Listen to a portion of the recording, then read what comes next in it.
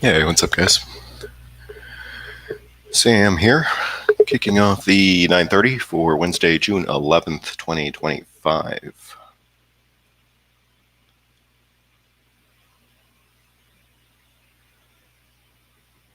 Good to see ya. Hope you're having a good start to your Wednesday.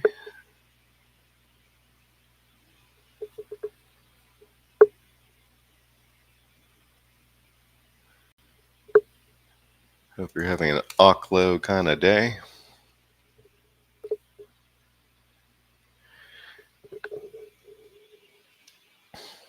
Thank you, Mirza. Thank you, Lorna. Good to see you, Mitch, Eduardo. We got Odie in the house. Odie long, a bunch of chewy is the rumor. Good to see you, Jules. All right, so CPI is coming past. I think the number was actually negative. So inflation has been defeated. We can all collectively rejoice. And the market here is in an interesting spot. The indexes are in an interesting spot. You have hourly squeezes, and they are max bull. So I think that there is, certainly room for higher here. From a swing trading perspective, and that would be for a day trade. From a swing trading perspective, it's uncomfortably distant from what I would consider a very aggressive entry. So normally a very aggressive entry, almost by any metric, would be the daily 5 SMA. And whenever you get about 1% away, it's a little bit less than 1%, but when you get about 1% away from that daily 5 SMA, at least for me, it is not necessarily a spot that I start looking at as huge opportunity, right? Because in many cases, if I were to buy here 604.5, and again, this is for swing trading, so we have to be able to divide this idea into two buckets. From a day trade perspective, we have one perspective. From a swing trade perspective, we have another. I'll just focus on the swing trade perspective with you guys. So from the swing trade perspective, this distance back to the daily 5 is a bit too elongated for my taste. So I'm looking around to see what is buyable. Again, it's all of the same stuff that it has been. So it's, the Mag 7, it's, you got nuclear, you got quantum stocks, semiconductors, but everything that I've looked at is nowhere near a buy zone for me.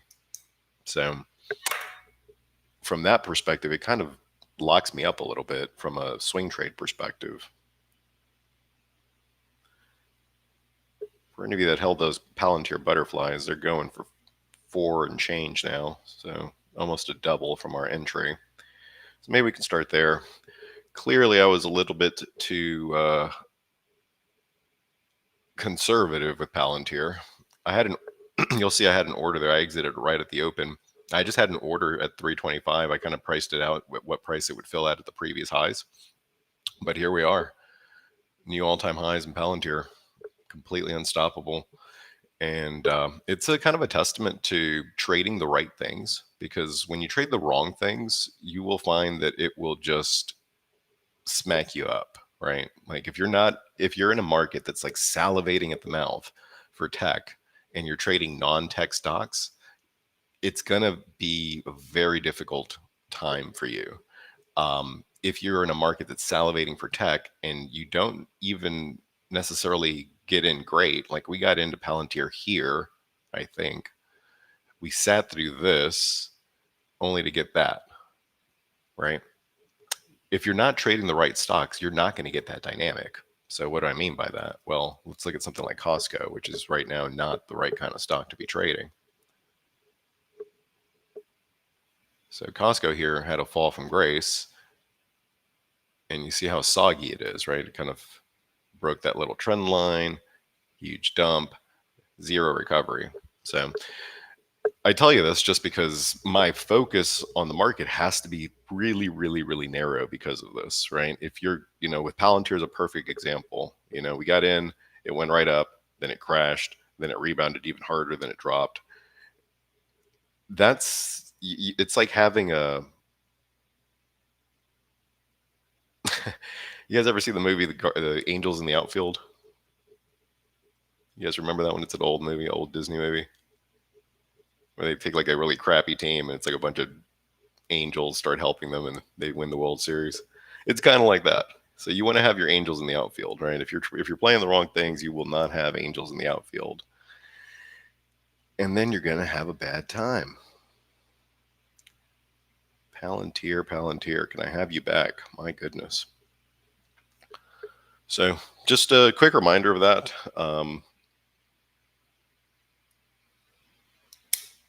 And aside from that, I have a good list here of things that popped up on my scanner yesterday. Let me check on JPM.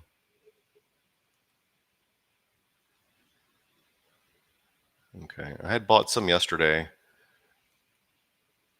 I had a stomach a pretty nasty candle this morning, and then I sold it when it was up 50. And so I'm not in JPM anymore. But this is on the list.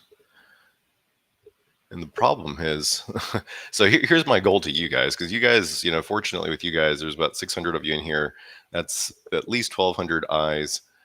Let's try to find something that is near something, right? Because even here on JPM, right, it's a strong bull 70. Okay, a strong bull 70.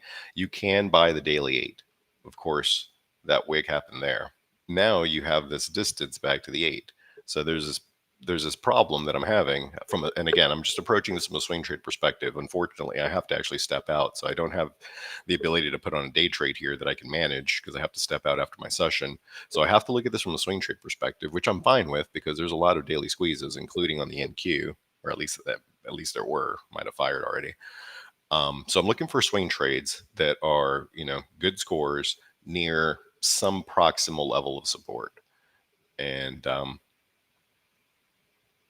so that's the goal. That is the goal. Palantir up 5, just crushing. Yeah, if you held the butterfly, it's up 100% now. All right, so throw anything you have in the chat in terms of new ideas. If I don't get any, I'll just review these over here, but these aren't guaranteed to be near buy zones. These are just good setups with squeezes. So yesterday we got out of telephone finally. Again, another one. I didn't have a good entry on this one. It is starting to break out. I don't know if I'm going to revisit the idea. Again, I really dislike how this stuff trades because it doesn't trade in the same way that something that is very visible trades, right? Like Tesla trades with a certain personality. Nvidia trades with a certain personality. The Mag 7 in general trades with a certain personality. The indexes. Why is that? Because there's a million people looking at one point, right? And when you have that many people, you have more people that you can exploit, right? When you sit down at a smaller poker table and they're all sharks, your edge is diminished. Whereas if you sit down at a poker table and they're all fish, well, your edge expands. So I do acknowledge that this is probably going to run here and maybe attempt to get 30, but this one might just have to do it without me. And I just want to show you something here. This is supposed to be a very boring stock, right? But look at the way it trades. And then again, right? And sitting through this is quite the hassle. So didn't make a ton on this one. I forget how much it was. We got in at 65, got out at 80, so it wasn't a huge banger or anything. But that one at least has come back. With SO here, there's really not much to do. Again, this is just a perfect example of if you're not trading the right stuff, you're going to have a bad time. Because you can see here, this thing's just not even moving anymore. So there's no real interest in this because all the interest is going into the go-go stuff. So that might be the running theme of the session. And it sounds so basic, but it's like the biggest thing you can do to change your trading.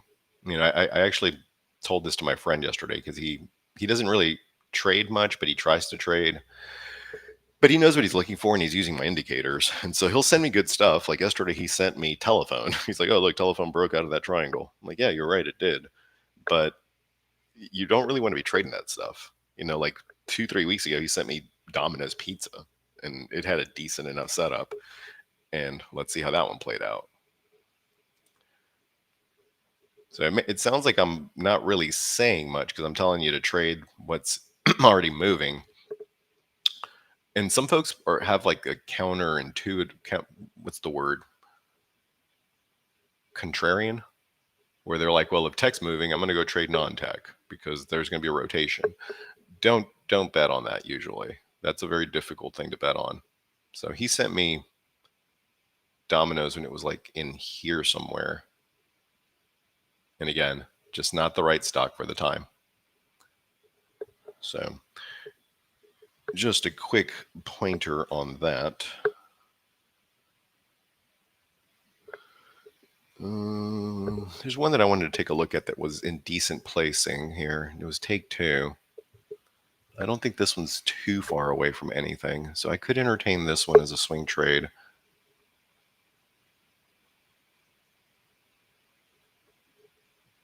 I would not mind this one.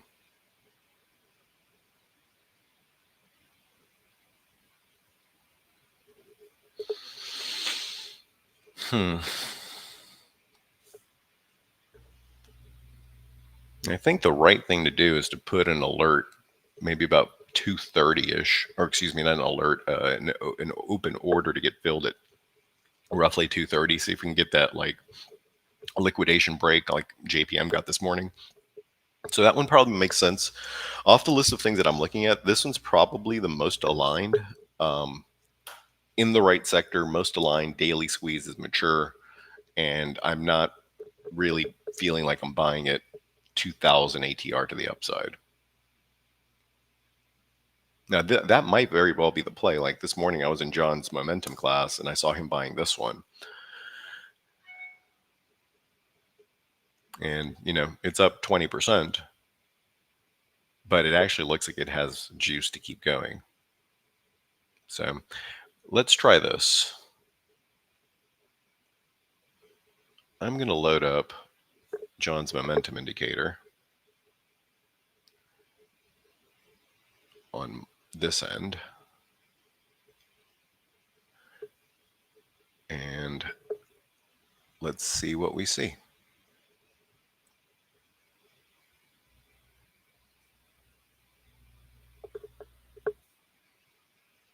So I've heard him say to try to not use the 5-minute. That was usually my default. So I will go to a 30-minute.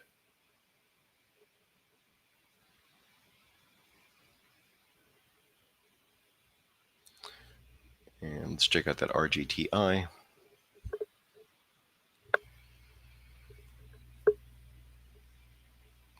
Palantir up almost 6, completely unstoppable.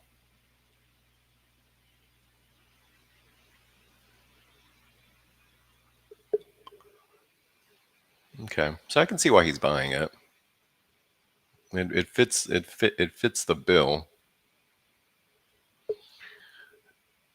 And you probably have a lot of short interest in this. All right, so we'll leave that one up. Let's maybe connect it to the other chart. And at this point, let's just review the indexes real quick.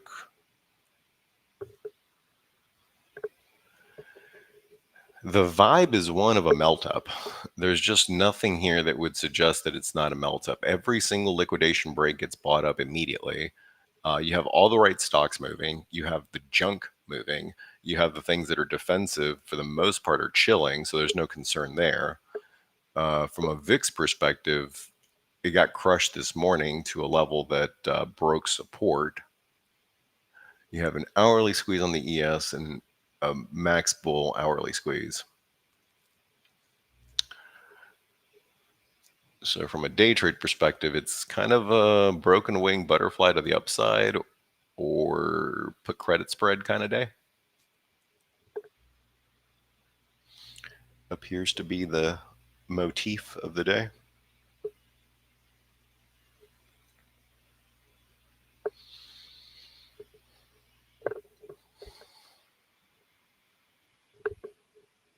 All right, so I'm gonna take any questions real quick, and then I'll jump back over to my own scans.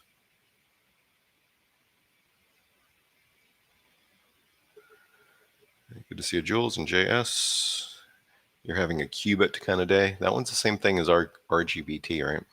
Or RGTI. You know, you can feel it. There's definitely kind of, and I don't know. I mean, maybe I'm shouldn't even be thinking and just follow colors. But you know, I was in John's momentum class, and you can definitely feel the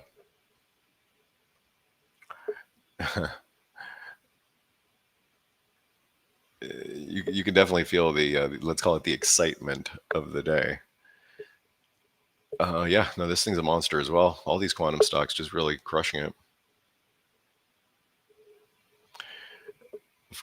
So let's look at it over here. See, even with this, now again, most of you that have this indicator, John's indicator, you probably know it better than I do. I can almost guarantee it because while I took the class with you on Saturday, I really haven't used it all that much, right? I use it in conjunction with my own indicator. Now, the way that I learned it from him on Saturday was the best entries for this is actually to buy it here. Blue into gray, and correct me if I'm wrong, but I don't think it's wrong. Blue into gray, buy the gray, blue into gray, buy the gray, blue into gray, buy the gray, blue into gray, buy the gray for the next blue. So great moves here in these stocks, but I don't have the gray bar to indicate a cooling and a resetting of the momentum. You played MU. So MU is going to be another one. So I was looking at the semis, but of course they're kind of in the sky, and you know things can just keep going certainly, but for my perspective on things, this is just not at a place where I can do anything with it. So again, I try to keep things very methodical because when I step away from that, then your rules will have a way of forcing you back to your rules. So let's look at the score first. If I were to look at, and I'm only looking at this from a swing trade perspective, not a day trade perspective at the moment, because I have to step away after my session. So I'm just looking at it. Can I hold this for 2 weeks? Is this a setup that I can hold for 2 weeks? Okay, it's a strong bull. Okay, what does that mean? It means I should be buying the daily 8. If it was a max bull, I'd buy the daily 5. If it's a strong bull, I buy the daily 8. If it's a regular bull, I buy the 21. Simple enough, right? There's a gradation to it. You score it. The higher the score, the more aggressive the justifiable entry. With a strong bull score, that means I have to buy 255 on this thing. Or if I just can't stand it and I must have semis here, SMH at 264, then if and when it invariably does pull into that daily 8, I have to be super excited and buy more instead of panicking out and throwing up over my shoes. So the distance here is a little bit prohibitive for my taste. I only look at that because you brought up MU, which I think is even further away. So yeah, I mean,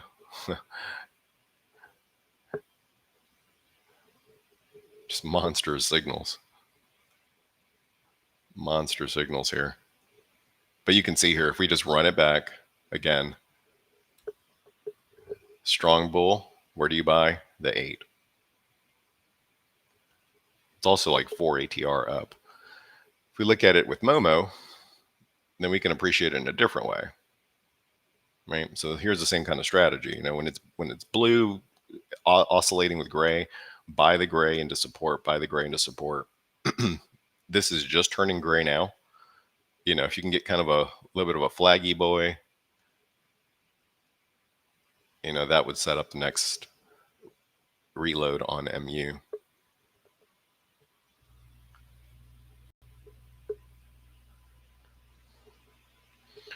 So I have yet to find something that I like.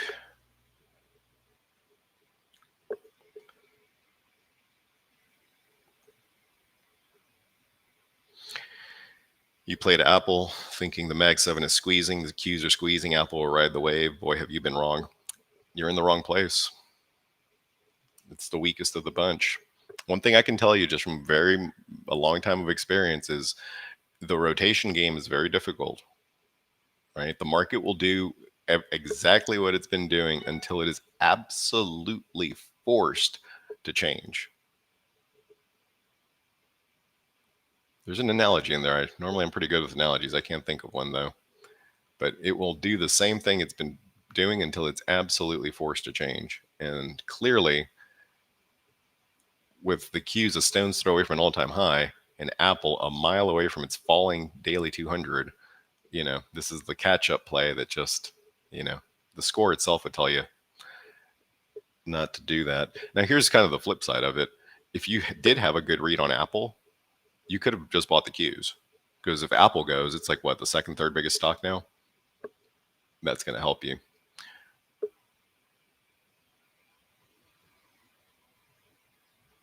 Kind of a mess of a chart here as well. So I don't really see anything there.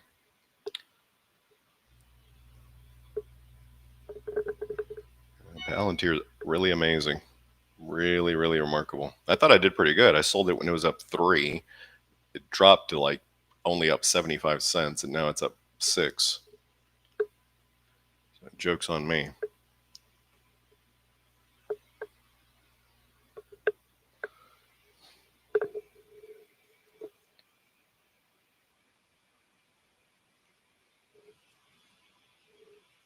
Are these kinds of conversations helpful to you guys? Like, honestly, because from our perspective, as traders who are on this end of the mic, I think we're all susceptible to this. I've noticed it in small ways across everybody, all the way to the very top, all the way to John. I dare say that even he is susceptible to this, maybe less so, but still quite susceptible to this. And that is the feeling of, okay, I'm on with you guys for an hour. Let's dance, right? But is it helpful to you guys? And you can be honest and say no if it's not. But is it helpful to you guys for a trader to come on and say, look, from my perspective during this hour that I have with you, I don't see something I can do here that is within my parameters and within my risk to reward conditions? Or would you just say, hey, find something and go with it and just size smaller or something? I'm curious. I'm genuinely curious. CYD, what is this? China Internet. So this is probably a KWeb kind of proxy. Let's see if it looks like KWeb. Close enough. CYD does look better. So I've never seen this before. I'm going to assume it has no liquidity. I'm just going to go ahead and go out on a limb here. It's traded 26,000 shares or 28,000 shares. Yeah, it has no liquidity.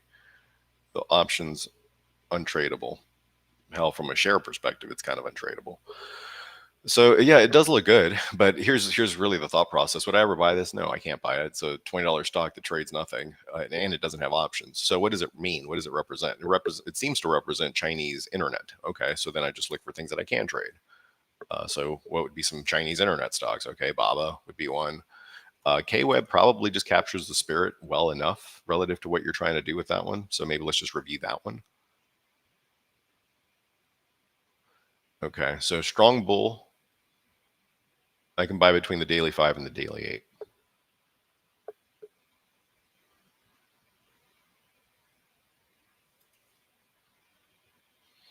And even this one is a little bit too far away for me. Again, and you can start to scale if you like this kind of stuff. You don't have to, have any concerns just because I'm telling you this doesn't fit my parameters. But I think that if we start being very, very consistent with what the indicators are telling us and just not thinking and instead just interpreting what the indicators tell us, that's probably the strongest thing we can do for each other, right? Because this tells me exactly what to do, right? Strong bull. Okay. That means you want to buy it. Where do you want to buy it? You want to buy it here in that circle. It's not in the circle. So you could set an alert there. But overall, I think you're on track to something.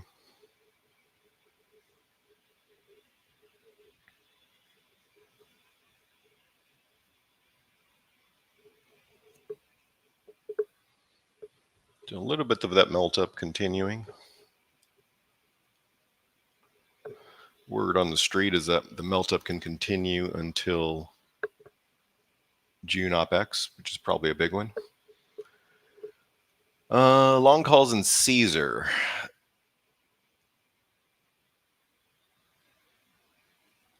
I don't have a signal here on Caesar,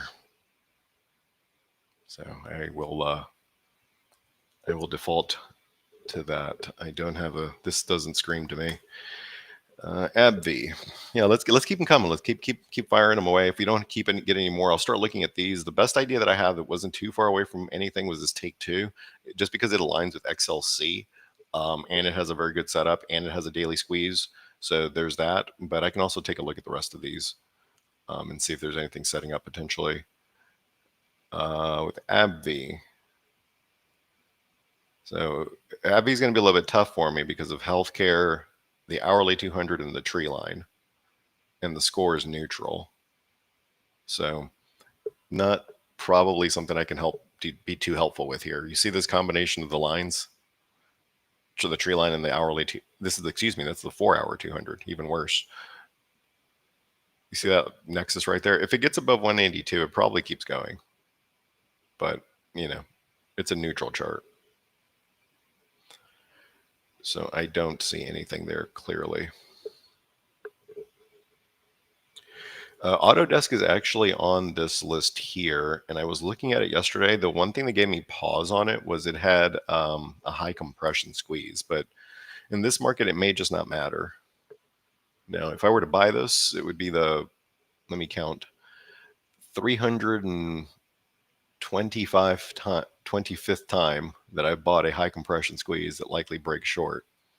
This one I do like. I think this one is within reason in terms of like where to buy it. Kind of has this flagging pattern. Almost every flagging pattern we've seen in this market is broken out to the upside.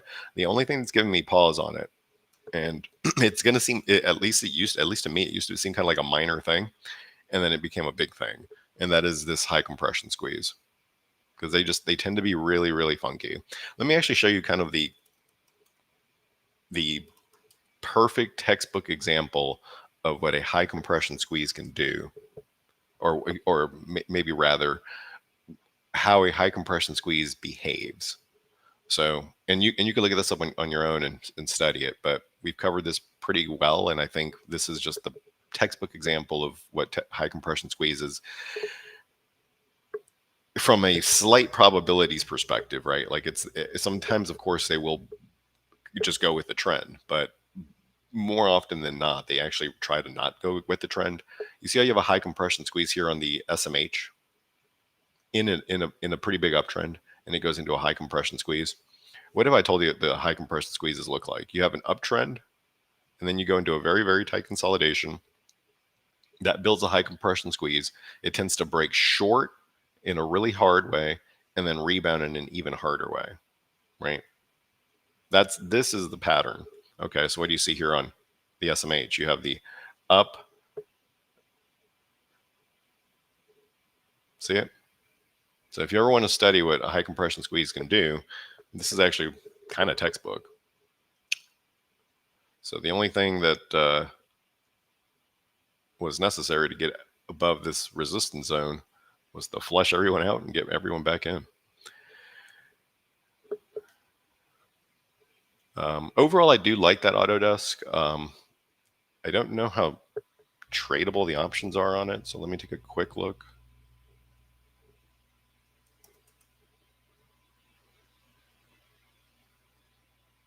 It's not bad. I mean, the liquidity sucks. The spreads aren't terrible.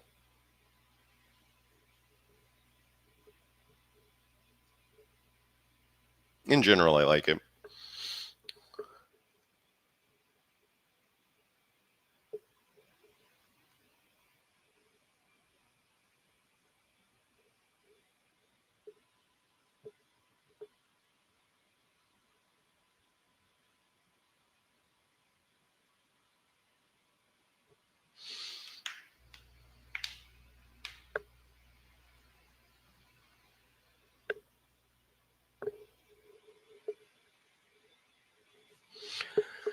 The IV in coin is in 0 percentile. Maybe some straddles or strangles. Taylor just sold some puts. Well, if the IV is 0 percentile, you probably don't want to be selling puts. You probably want to be on the buy side of premium, not the sell side. At the end of the day, if you get the direction right, it will work. But if you think about it from a value proposition, the value here appears to be in buying the calls or buying the premium.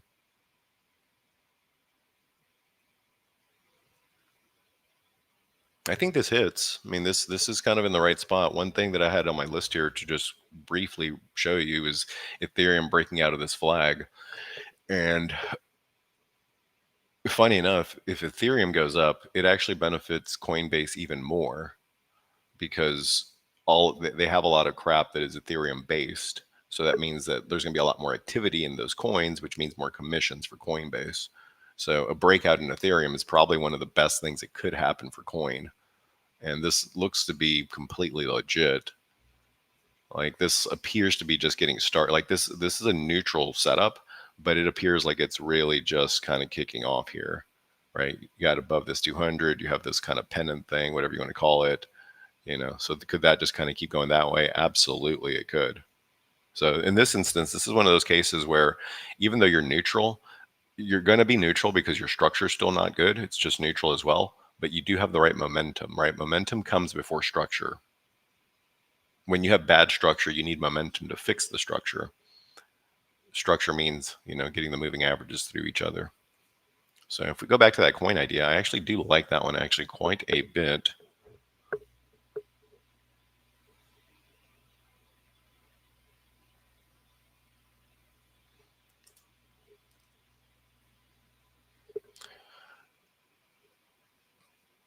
Did he post a trade in this? Do I steal his trade? 4-hour squeeze as well. Given all the things that I'm seeing, this is probably one of the best things here. It has the 4-hour squeeze and the daily squeeze. It has the underlying dynamic of tech. It has the underlying dynamic of Ethereum and Bitcoin together. I'd like this considerably. So what's the play? This would be one that I'm actually comfortable putting on and leaving on. And I don't think that you're getting too far away from where your entry should be.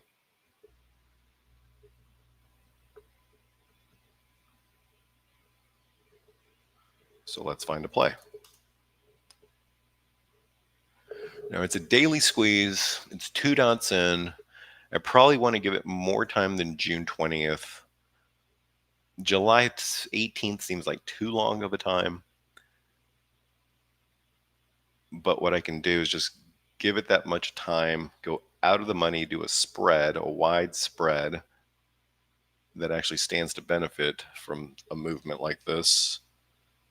So something like the 260, 280.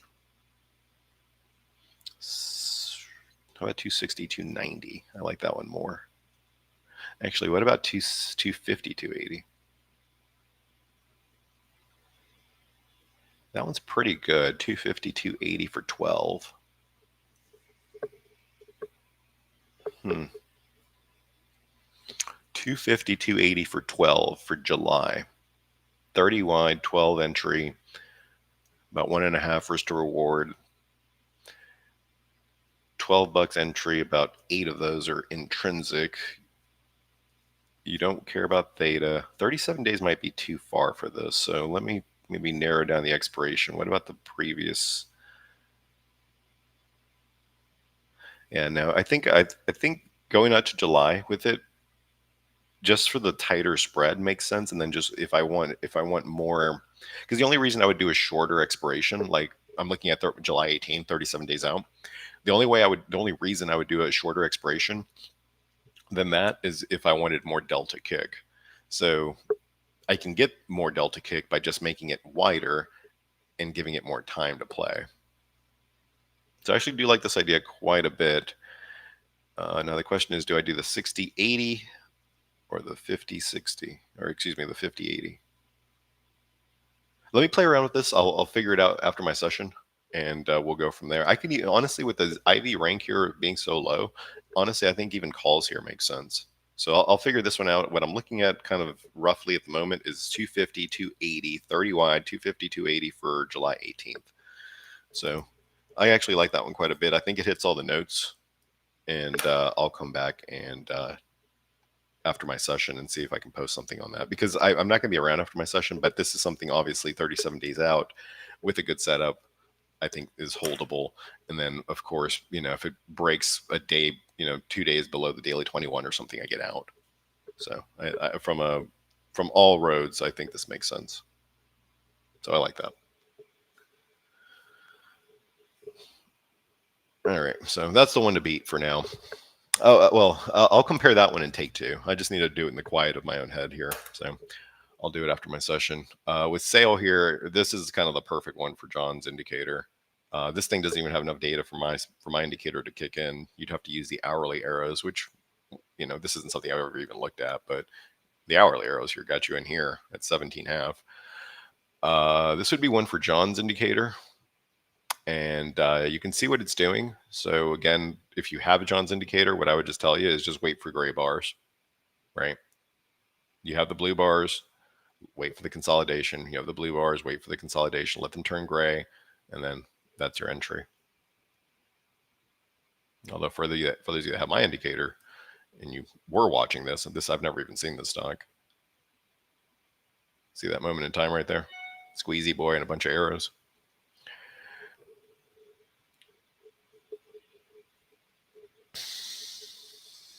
Yeah, Eduardo, I got you. Yeah, I'm not too great with checking emails during the week, but I got you. A little bit of dip in the index. Unbelievable. I know it is. What I will most likely do is choose between coin and take two, and then leave a good till cancel entry order just slightly closer to support, and then send that out here after my session. I might actually even do both. Frankly, actually it does make sense to do both. So I'll most likely do both, and we'll just set them up for good till cancel entries.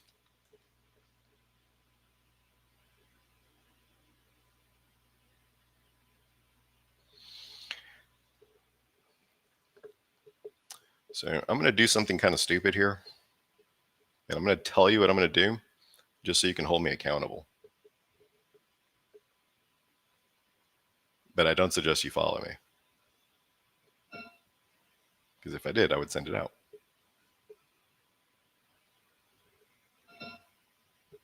Okay, I'm trying to get filled. I told myself I would do this at this price, so now I have to follow through on my word. Okay. All right, we'll see how that works. It's a little bit of a dip here. Terrible thing, I know. So I had a short ZS. I just had to do it. I looked at this thing yesterday, and by every conceivable metric at this point, it has blown out the indicators across universally at this point. So I think there's a lot of dead bodies here as folks who've called the top on this. So again, I'm telling you up front, this is a stupid decision, and hopefully you appreciate the fact that I'm telling you what I'm doing when I don't necessarily have to, because this isn't going to be an alert. But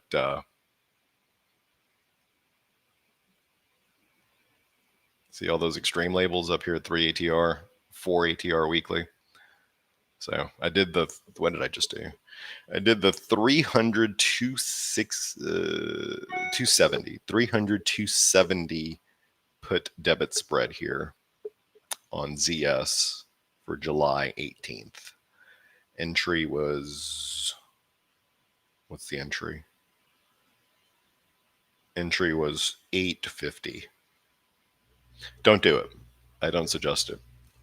I'm telling you what I'm doing just so you can keep me honest.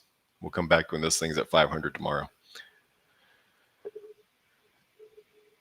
Futu, let's speed it up a little bit. So Futu, I think is what is Futu? It's crypto, right?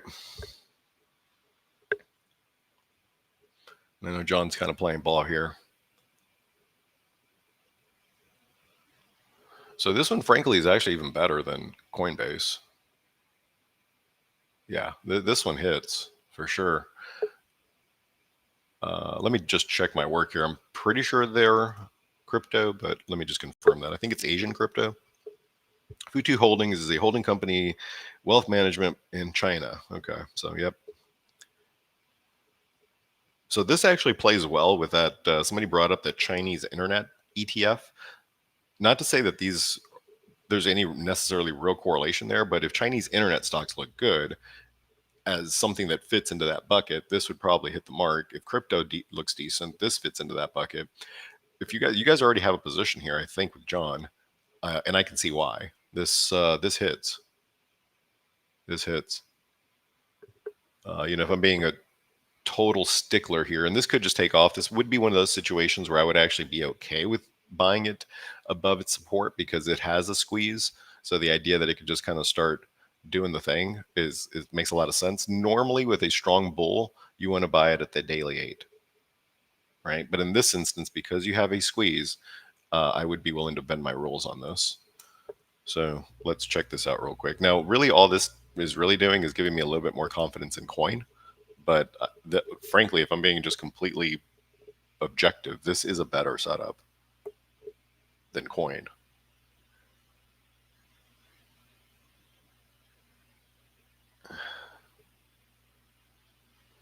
I mean, the options aren't terrible. So let me keep an eye on this one as well. Makes sense to me. You guys already have a position there, so I probably don't need to double down on that. But I can confirm it looks good on my end too.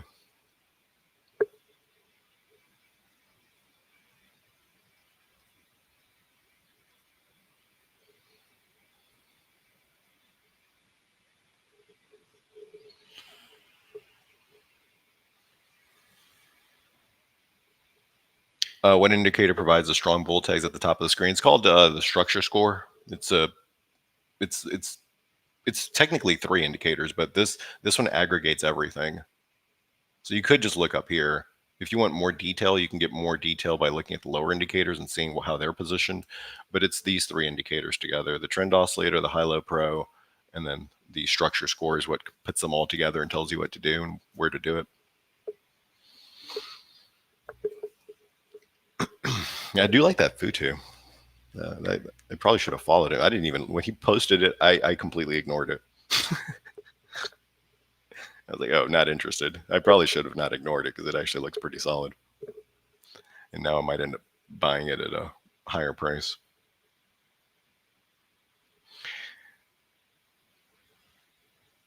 Okay, cool. Well, I appreciate you guys finding the process a little bit helpful, if nothing else. Yeah, I mean, just from our perspective, and you guys can probably guess this, right? Like if we put a headset on you and put you in the room, you'd probably feel a little bit of pressure to dance monkey dance. But and I'm perfectly fine dance monkey dancing. It's just the right music has to be playing, and it's also the great thing about being on a team is that everybody here will dance to their own type of music, right? So like this is a perfect John market. I would imagine this is probably a good Cody market with all the quick moves. And then, of course, for someone, at least through my lens right now, where I can't day trade because I have to leave after my session, but I would like to swing trade, it kind of boxes me in at this exact price because the setups are great, but they're not at levels where I can control for and easily manage risk. So what does that mean? Well, usually it just means what I'm going to do exactly with Coinbase and Take Two and maybe Futu, leave some open orders down at prices that make more sense to me, and then wait for the market. Put the lure in the water and let the fish come to me. Ideally.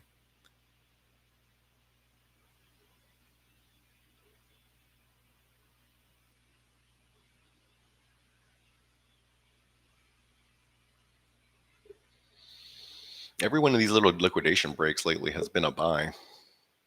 So whenever you get a liquidation break like this, try to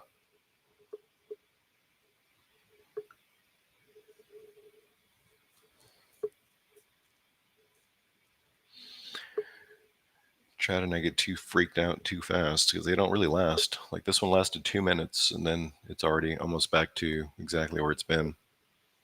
And when you have this dynamic, the market can just go. I mean, basically, what this dynamic is telling you, it's tipping its hand, and it's telling you that big players here have to chase. Right? There's clearly some kind of hedging going on that's very immediate, because you see this continuously. Right? It's almost predictable now that you'll get very sharp liquidation breaks. In this case, this one was kind of minor, to be honest, but it's a little liquidation break, and then as long as you don't freak out in the first 2 minutes, you know it's almost going to be right back to it. So let's go back over here for a second. And we're still about $5 away from that daily 5 SMA. It's more beneficial to know what you actually see instead of trying to force something. Okay, that's good to know.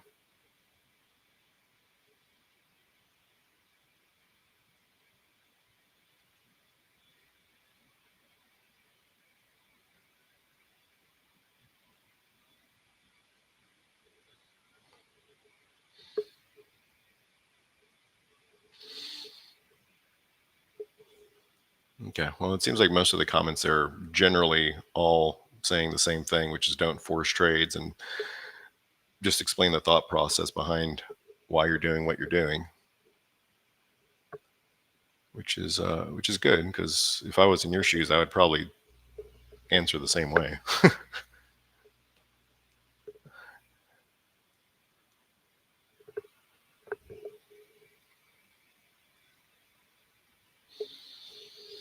Your comment about the melt up with every dip being rebought resonated with you. Something to watch on the 2 and the 5.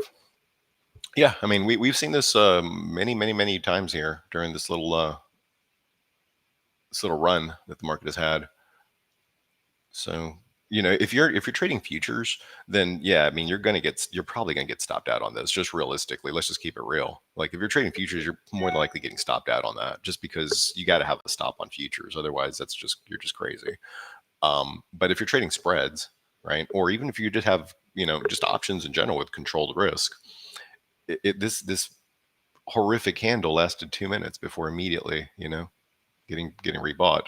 So as long as that dynamic is in play, just don't look too closely at one candle, and all should be well.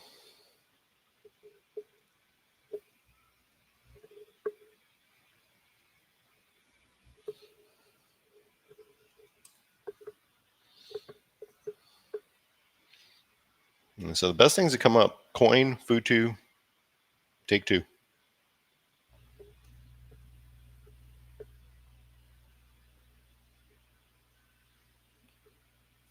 And feel free to fade me on ZS. You're an ALB and you're profitable, and maybe it's too late for me. Well, I wouldn't say it's too late, because this thing really is. If this is going to start doing something, it's on the ground floor. I think this is lithium. This just isn't necessarily the type of trade I like to do. So this one's just too far away from the wheelhouse. So earlier in the session, I started off by saying they only want tech.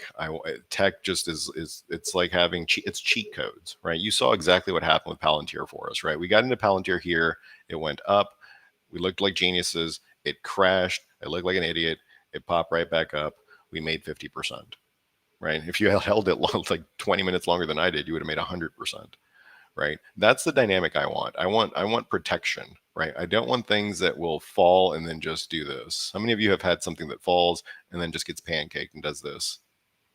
It doesn't even fall anymore, but it just does that forever. I don't want that, right? So the things that are not doing that is tech, right? And so ALB, I think, is lithium. Maybe there's some kind of knock-on effect there. And I do kind of see what you're saying here.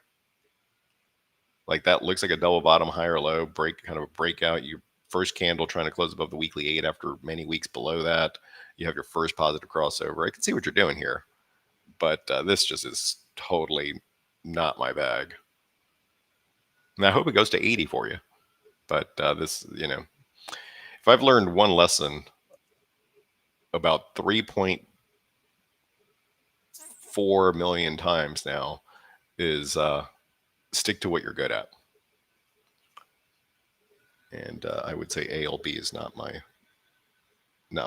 girl.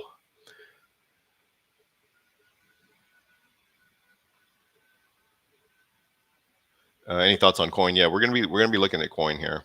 I'm gonna ask Taylor what he did. I'm gonna see if he's gonna post his trade. If he doesn't post it, then I'll look to post something. Hell, even if he posted, I might just post and then give him credit. I didn't get a chance to catch his session. I was watching John's class, which is going on today and tomorrow.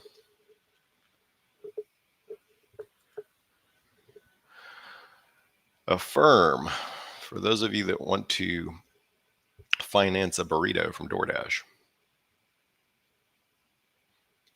Okay, so tons of short interest in the stock, no squeezes, strong bull. What do we do? Should be clockwork at this point. No squeezes, but it's a strong bull.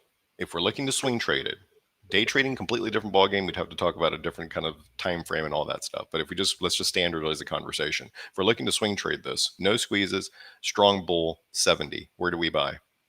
The earliest we could buy a strong bull is the daily 8. If it was a max bull, we could buy the 5. So this would be another good candidate for John's tool.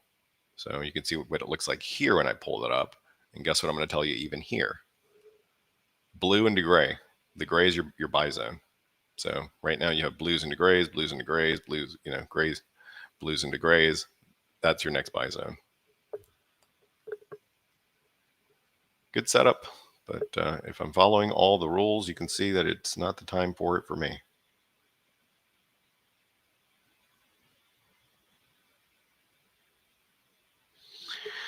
Solana's crushing it as well. I saw that there's Solana futures now, or the SOL. I've never even looked at this once, so this is going to be my first time looking at it ever with you guys. And Solana is built on the Ethereum backbone, right? It's an ER20 or whatever that is, the prototype, the coins that are built on top of Ethereum. Okay, interesting. I've never looked at that. Google.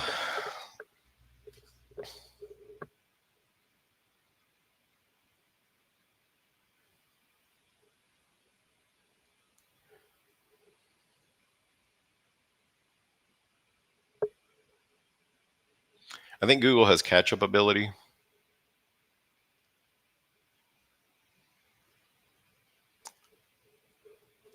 I would just find a lower place to get it personally.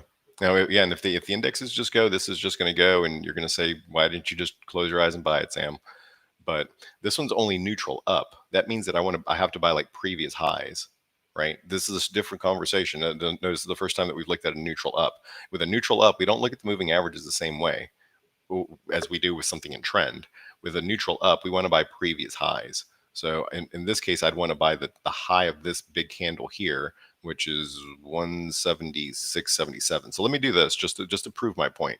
I'm going to leave an alert here at 177 on Google. If it comes back to 177, I will buy it. But hopefully this conversation makes sense. If it's a higher score that justifies a more aggressive entry, the lower the score, especially when it's neutral up, then that means you no longer look at the moving averages. You look at previous highs and previous lows, supply, demand, previous highs, previous lows, all that, support, resistance, all that stuff.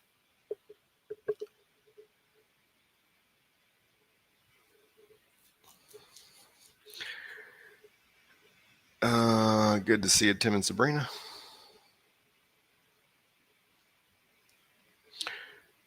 The Moo brokerage is Futu. I see. I can safely say I've never used Moo.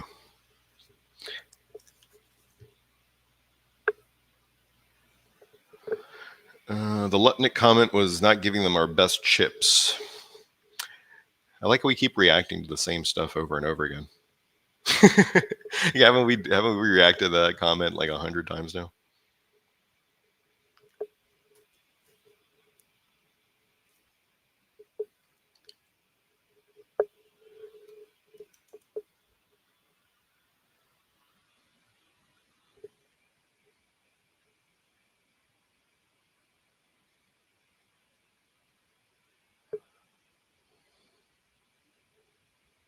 So I don't know what this is. I've never looked at it. It's probably low volume because I don't recognize it. Usually things I don't recognize are low volume. I don't have a clean read here on it. The destruction here, I don't want to call it even destruction. That's too strong. The structural shift, let's say that, is a little bit too pronounced for me. You see how this entire run was preceded with a good pattern that has ended here. So every pullback, that one, that one, that one, that one. You see, there's been 4 pullbacks, and then all 4 pullbacks have been contained and never caused negative crossovers. And now at this point, you have a negative crossover that aligns. Also, it's low volume, so this one's just too far away from what I try to do. I think this is going to be a very and even if it works, it's going to be a very difficult situation because and again, just try to really just make it as simple as that. Every drop that's occurred has been in the context of positive orientation. This drop is the first one that has broken the pattern. So I don't actually see anything to do there on that.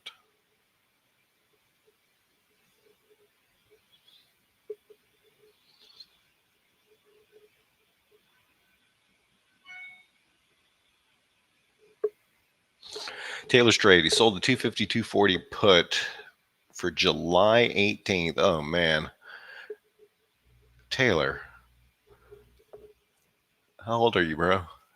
You're like 98 years old? Let's take a look at it. He's selling an in an out of the money put credit spread. I mean, your price there is actually not terrible, but that is so conservative given the setup. No, I'm going to do the exact. Okay, then I feel comfortable sending out something on this because I'm not going to do something like that. And I think that's fine. I think that one's perfectly fine. I'm just calling him an old man because it's a very, very conservative strategy with a chart that doesn't really lean that way. What I will do here is more than likely the 50-80 call spread for July. But I'm going to price it probably closer to 10. I don't know where I'll price it. I'll send it out. So, yeah, if that's the trade he's doing, then I feel comfortable just posting my own version of it because they're going to be they're the same idea, but they're going to be different enough.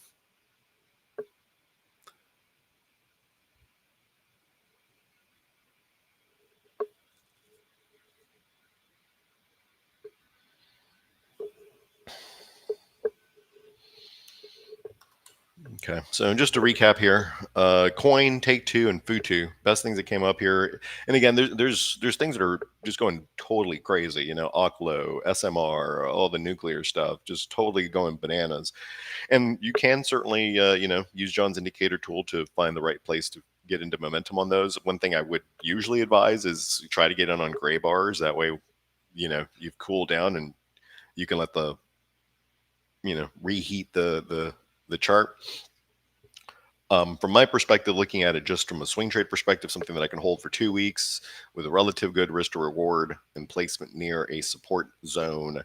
Coin, Take Two, and Futu. I'll more than likely look to send out something on Coin and Take Two, priced under the market closer to support. And that will be the day.